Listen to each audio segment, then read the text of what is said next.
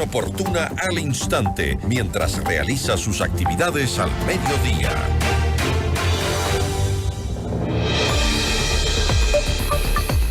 No podemos hablar de una contención fallida por un fin de semana violento, señaló la ministra de Gobierno Mónica Palencia después de un fin de semana que dejó más de una veintena de asesinados.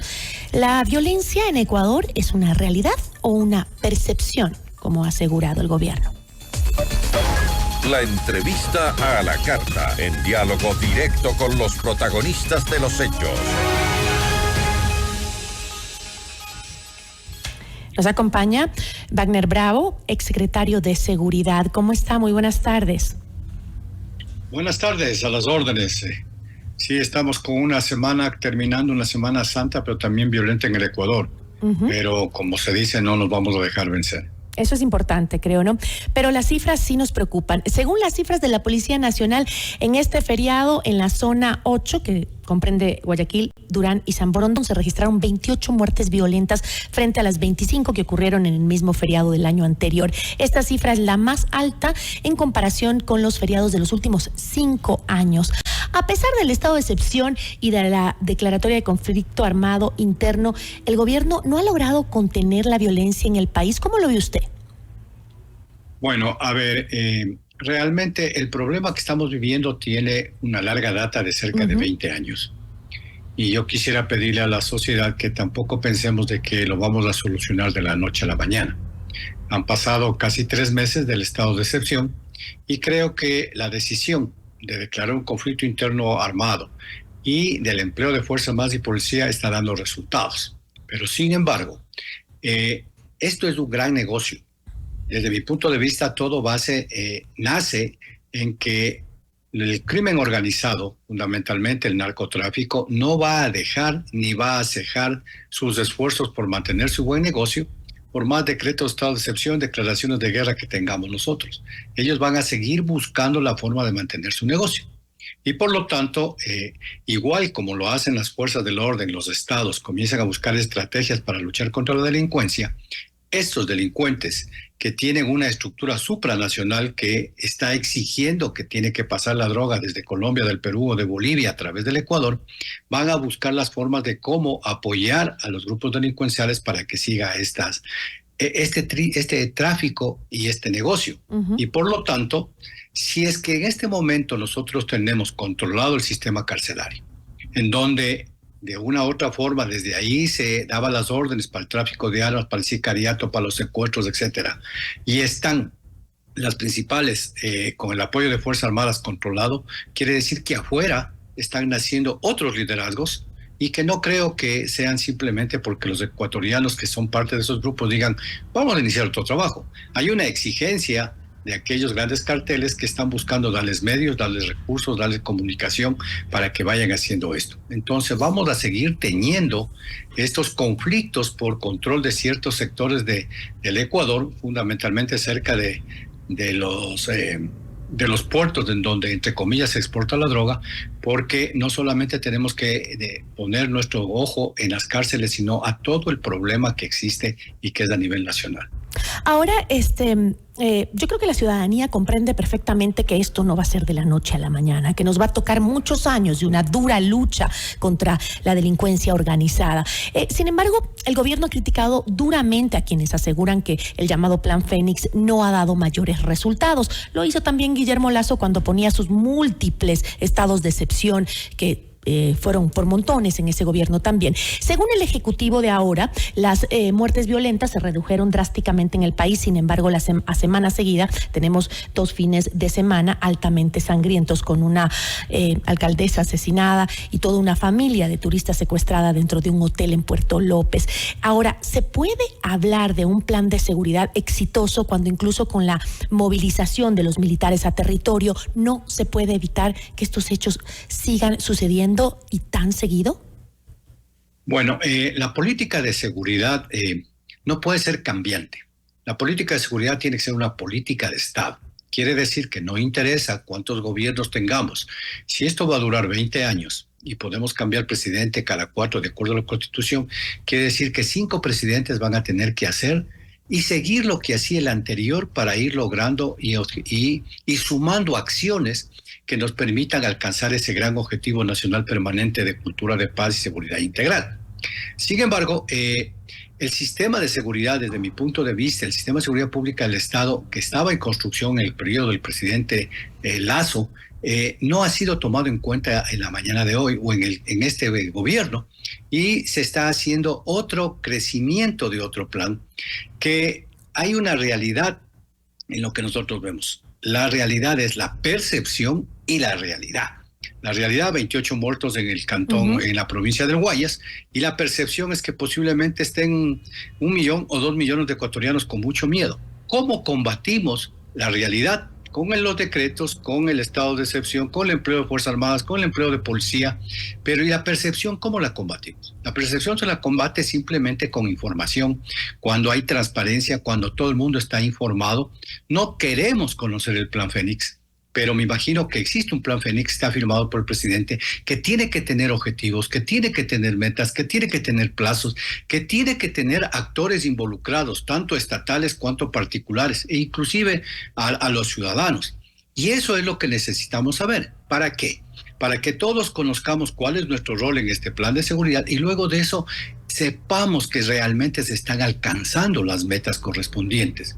Hoy yo creo que este plan de seguridad es exitoso coyunturalmente, por las circunstancias, por el momento, pero va pasando el tiempo y, como digo, estos grupos delincuenciales que tienen mucho que ver con el exterior ya están reaccionando, ya están volviendo, como se dice, a sus andanzas y a buscar la forma de cómo enfrentarle al Estado.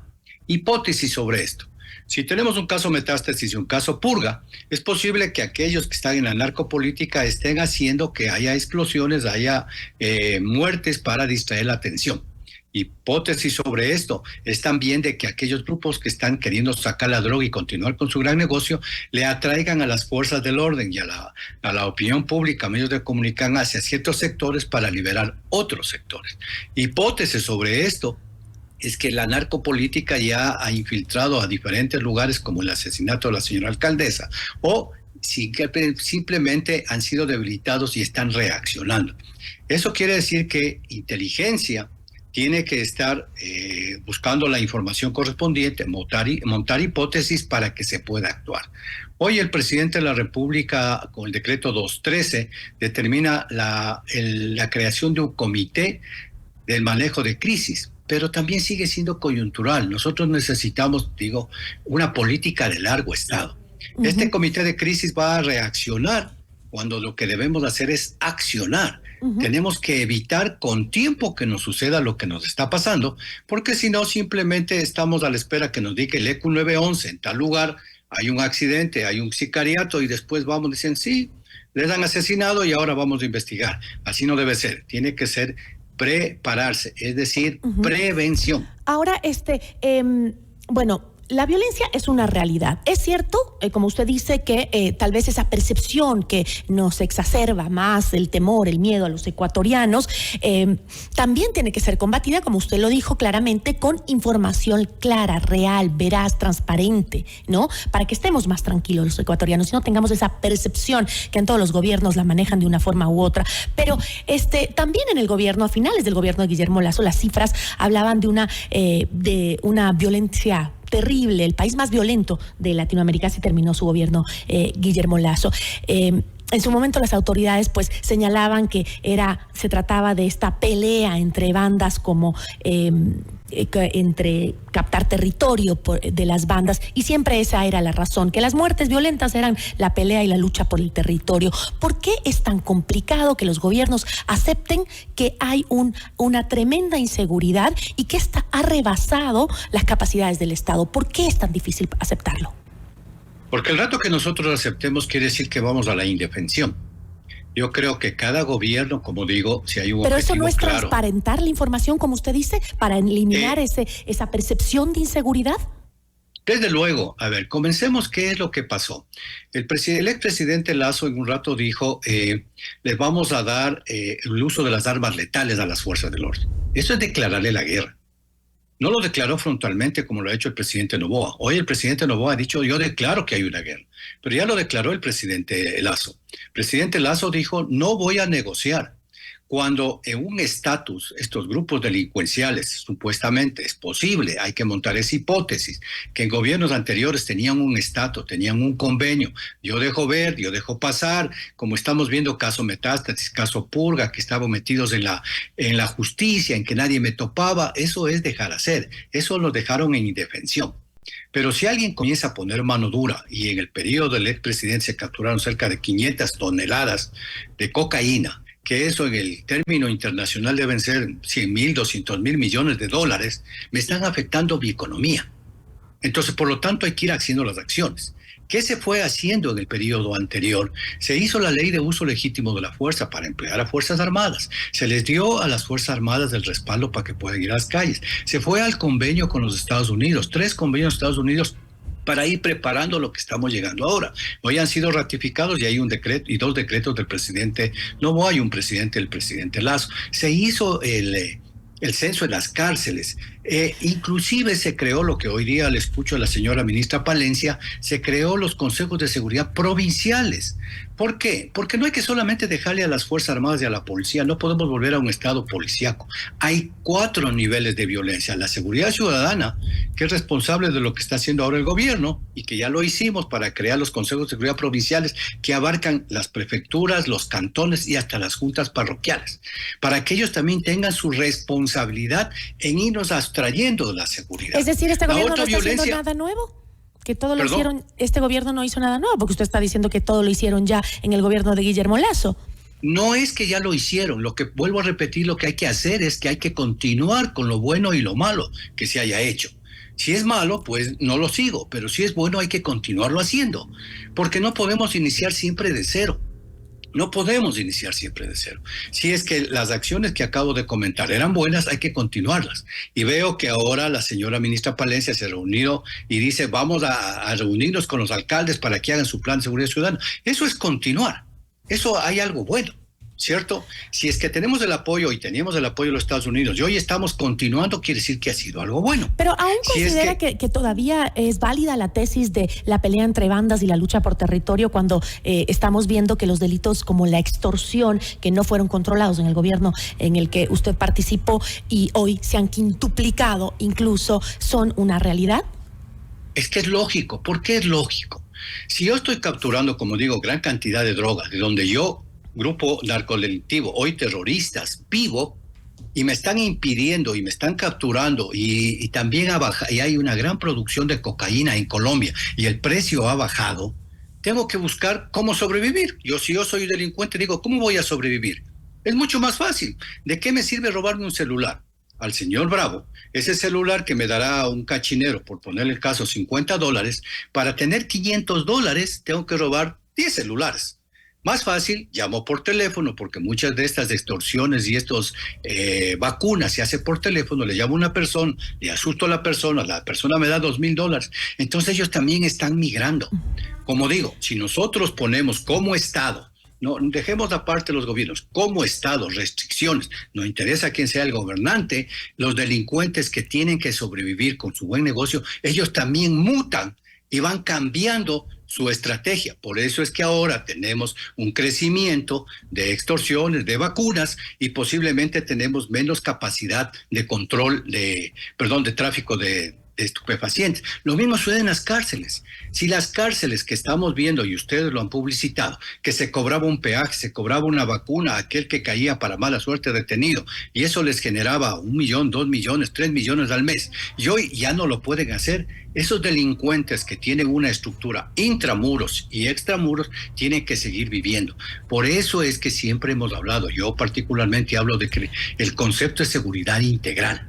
Los órganos de apoyo de la seguridad son unos, tiene que haber, con esto termino por favor, hay unos órganos de apoyo y hay otros de seguimiento y consistencia, porque si no hacemos una movilización nacional, simplemente estamos en un estado policíaco que lo que nos va a llevar es coyunturalmente a tener soluciones coyunturales, pero no de largo plazo. Yo le agradezco mucho. Hubiera sido que lo tuviera tan claro cuando usted fue parte del gobierno anterior para que también las cosas hubiesen mejorado y no nos dejaran un gobierno tan mal. Yo quisiera que usted le revise el informe que presentó el secretario de la Administración del presidente Noboa sobre la gestión y la rendición de cuentas de la Secretaría de Seguridad Pública del Estado. Ahí está claro qué es lo que hicimos. Un gusto, muchas gracias. Gracias, por eso le eliminaron seguramente. Le agradezco. Nos acompañó Wagner Bravo, exsecretario de Seguridad del gobierno de Guillermo Lasso. Ya volvemos con